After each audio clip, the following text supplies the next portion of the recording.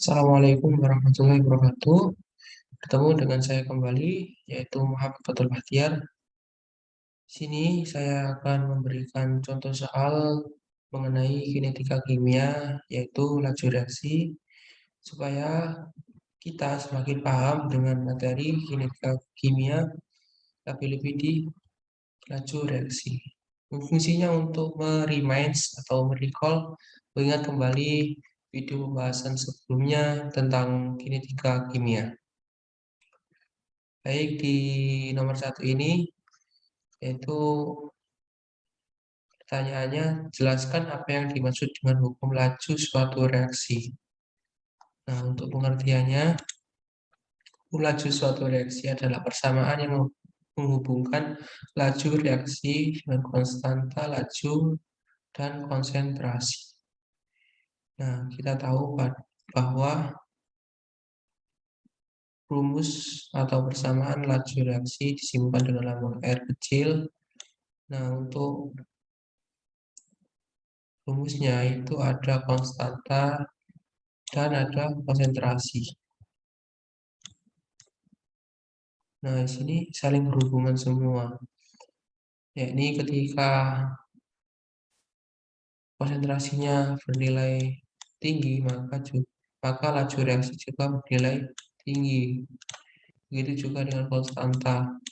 Ketika konstanta tinggi juga nilai laju reaksi juga semakin tinggi juga. Nah, kemudian pada soal yang kedua, apa yang dimaksud dengan order reaksi? Order reaksi adalah jumlah dari pangkat-pangkat setiap konsentrasi reaktan yang ada dalam hukum laju. Jadi, singkatnya order reaksi itu adalah pangkat-pangkat yang ada di konsentrasi. Ini namanya konsentrasi pada persamaan laju reaksi. Ini termasuk order reaksi. Juga order reaksi. Ini juga berpengaruh pada nilai persamaan laju atau nilai laju reaksi. Nah, kemudian soal yang ketiga, konstanta laju dari reaksi orde pertama ialah 66 detik. Bagaimana konstanta lajunya dalam satuan menit? Ingat, dalam soal kita dapat memperoleh informasi bahwa nilai konstanta laju itu simbolnya atau dilambangkan dengan K kecil. Nah, nilainya berapa? 66 detik. Sedangkan yang ditanya adalah satuan menit. Nah, kita tulis dulu, yang diketahui adalah konstanta dilambangkan dengan huruf K kecil sama dengan 66 detik pangkat min 1. Kenapa kok minus?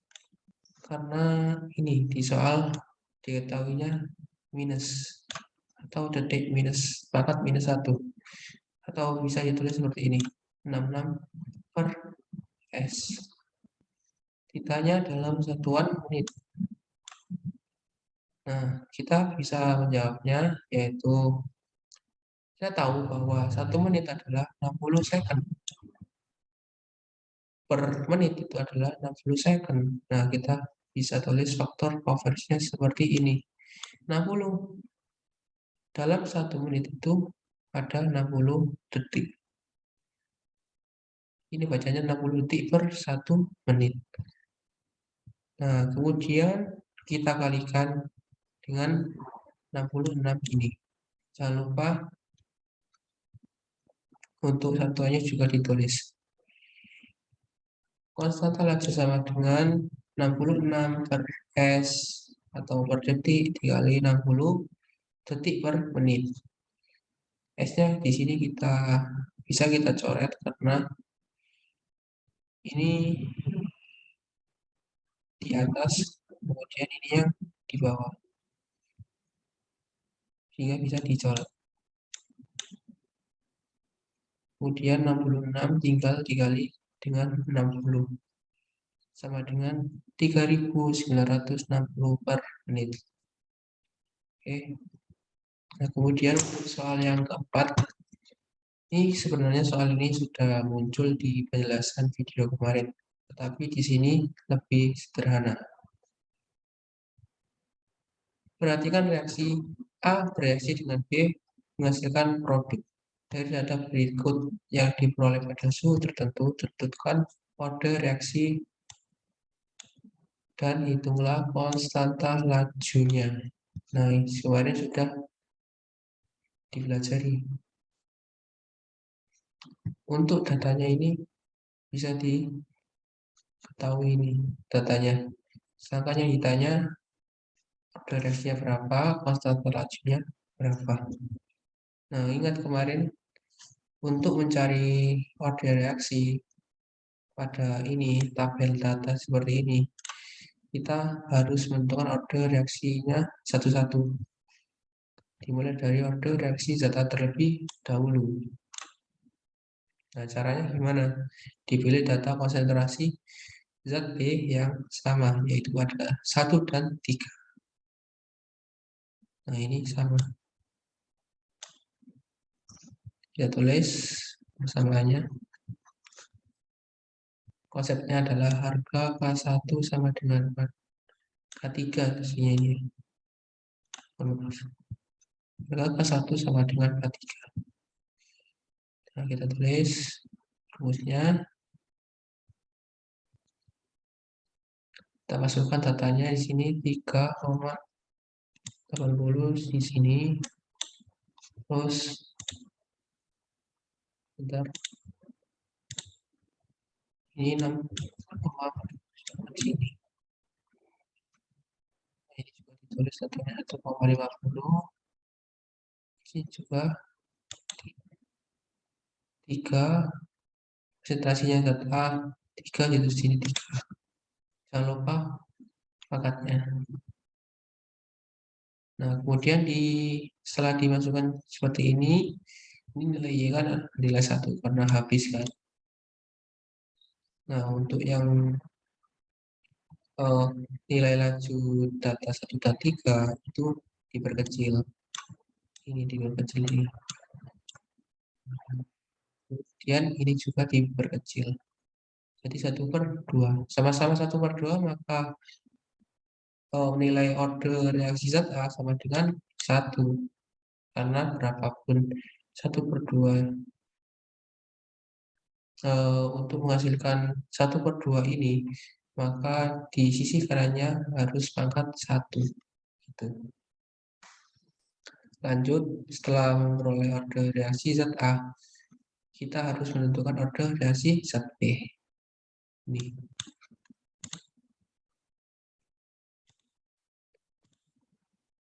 Nah, caranya dipilih konsentrasi atau data konsentrasi zat A yang sama, yaitu pada data 1 dan 2. Nah, ini disamakan. Samakan konsentrasi datanya. Oke. Tinggal kita masukkan data-datanya. Ingat, harga K1 sama dengan K2.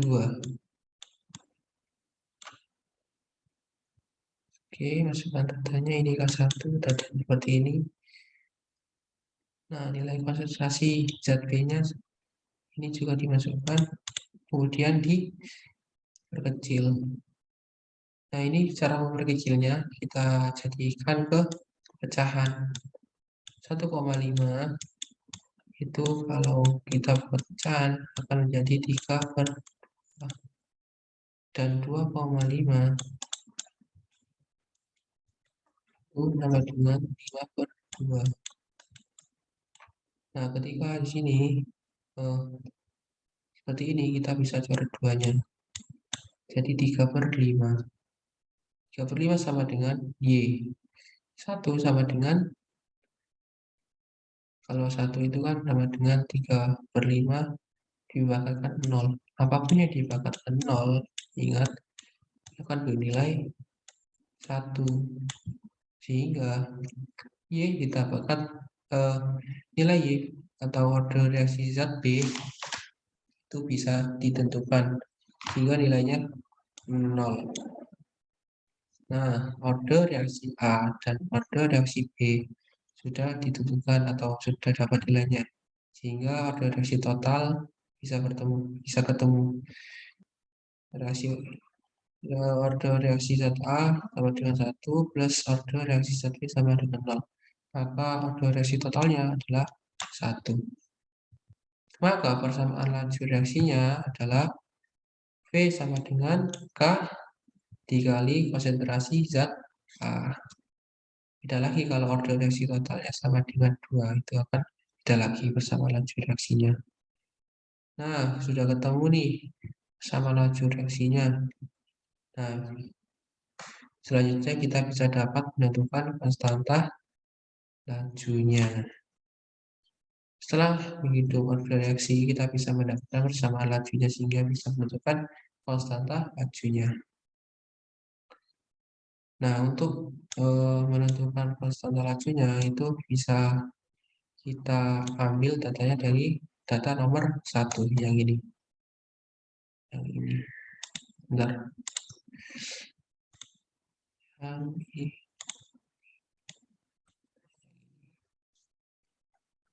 Oke, kita masukkan datanya, disamakan yang sudah kan. Nah, ini diketahui data 1 ini sama laju reaksinya per 0/1, maka menggunakan ini. Konsentrasi zat A-nya 1,5. Terus nilai laju reaksinya 3,2 kali 10 pangkat 1. Kitanya konstanta. Tinggal dimasukkan di sini. Ini kan hasilnya R sama dengan atau laju reaksi sama dengan K konstanta dikali konsentrasi zat A. Untuk mencari K tinggal di rubah ruas. Pembagian kalau perkalian kalau diubah ruasnya akan menjadi pembagian. Nah,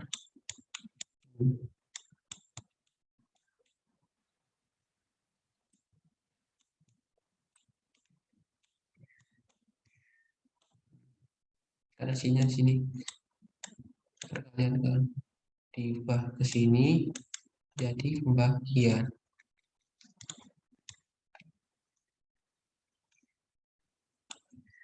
Nah, lanjut dimasukkan datanya, kemudian dibagi, jangan lupa satuannya juga dimasukkan.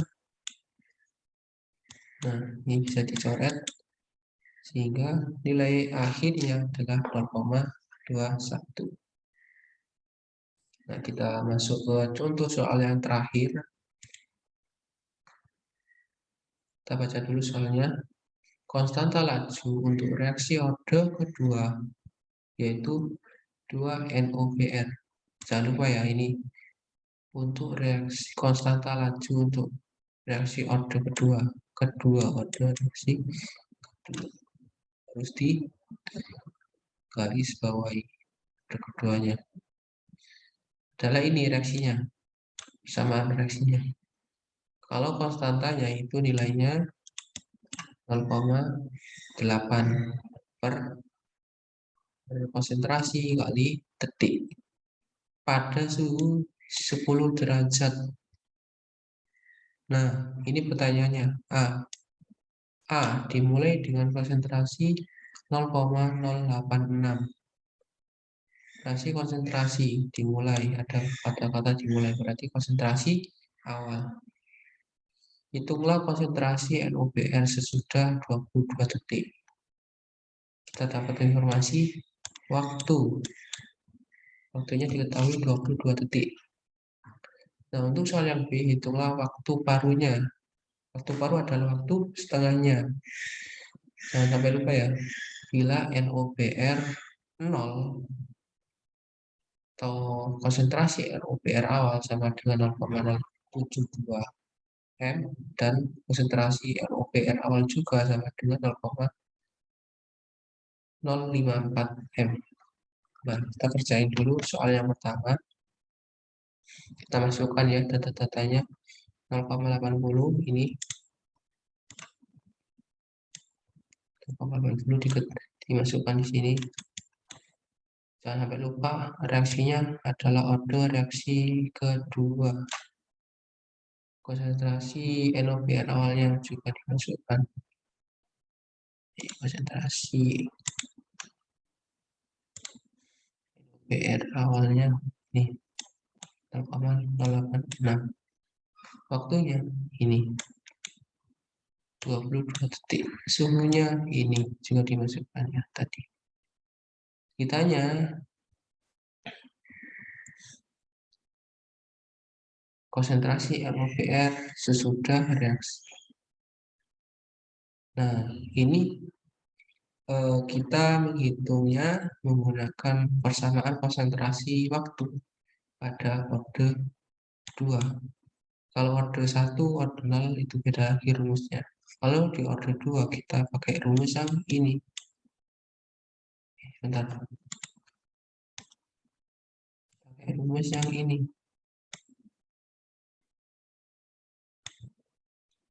Ada lagi kalau di orde reaksi yang lain, rumusnya akan beda. Masukkan data totalnya. Ini yang dicari konsentrasi NOBR setelah waktu 20 detik. Kita lanjutkan lagi pembahasannya. Mohon maaf tadi ada kendala. Nah, tadi sampai di sini ya. Sudah dimasukkan semua datanya. Nah, di sini kita ini dulu. Kita hitung perkalian antara 0,80 dikali 22 detik. Ini dikali terlebih dahulu, jangan lupa satuannya juga dimasukkan. Nah, detiknya bisa dicoret. 0,80 dikali 22 itu sama dengan 17,6 M pangkat minus 1 karena pembagian. Bisa tulis seperti ini hasil ilmiahnya. Nah, kemudian ini bisa ditambah ini dulu, menghasilkan 29,22 M pangkat min 1. Oh, ini bisa dirubah ya. Ini bisa dirubah. Oh, enggak. Ditambah kayak gini. Oh ya, ditambah terus hasilnya seperti ini 29,22. Kemudian ini tukar posisi sama NOBR. NOBR-nya ke sini. Nah, ini 29-nya ini ditukar di sini. Setelah ditukar hasilnya seperti ini. NOBR sama dengan 1 dibagi 29,22 M. Setelah diubah seperti ini, kita dapat membagi 1 sama dengan 29 bagi 1 dengan 29,22 menghasilkan 0,034. Nah, ini konsentrasi setelah direaksikan setelah waktu 22 detik. Hasilnya 0,034. Nah, masih ada soal lagi. Tadi kan ini yang A. Yang A. Ada soal lagi yang B. Oke. Bahas. Waktu paruh, pertanyaannya waktu paruh bila konsentrasi NOBR awal sama dengan 0,072 M dan konsentrasi NOBR awal sama dengan 0,054 M. Berarti kita cari ini dulu, ini sendiri ya. Terus kita cari ini sendiri-sendiri ya. Ya, ini bisa jadi kalian namakan ini yang 1, ini 2, juga bisa gitu. Nah, dalam menghitung persamaan waktu baru ini kita menggunakan persamaan waktu baru orde 2 karena tadi kan orde 2 orde reaksinya. Jadi menggunakan rumus yang ini. Beda lagi kalau waktu baru di orde 1 atau orde 0 itu beda lagi persamaannya. Ya, kita masukkan datanya. Waktu baru sama dengan 1 dikali konstanta, konstantanya jangan lupa ada di 0,80. Mohon maaf di sini belum saya tulis. Konstanta sama dengan 0,80 M per detik. Ini satu semua.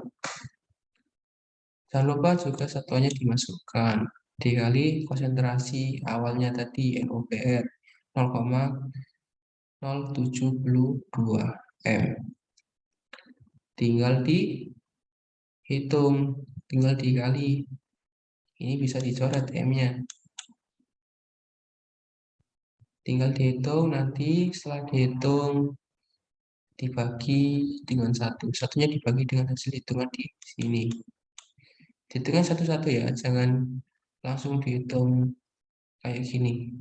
Hitung ini dulu, terus nanti hasilnya dibagi dengan 1, menghasilkan 17,36 detik. Nah, yang kedua akan ada dua konsentrasi kan ya. Konsentrasi yang kedua yaitu 0,054 M. Kita pakai rumus yang sama. Terus kita masukkan datanya juga, baru sama dengan 1 per 0,80 maksudnya. Sini kayak ini, mohon maaf ya. 0,80 masukkan satuannya, terus dikali, nanti 1 dibagi dengan 1 menghasilkan 23,15 determinan.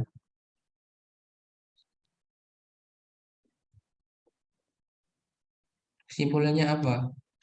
Kesimpulannya ketika konsentrasi awal itu nilainya semakin kecil, maka waktu parunya semakin besar.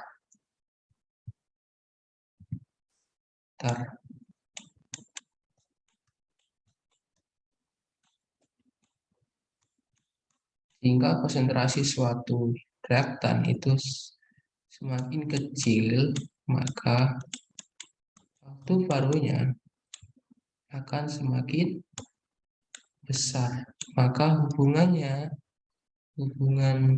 konsentrasi awal dan waktu paru adalah berbanding terbalik.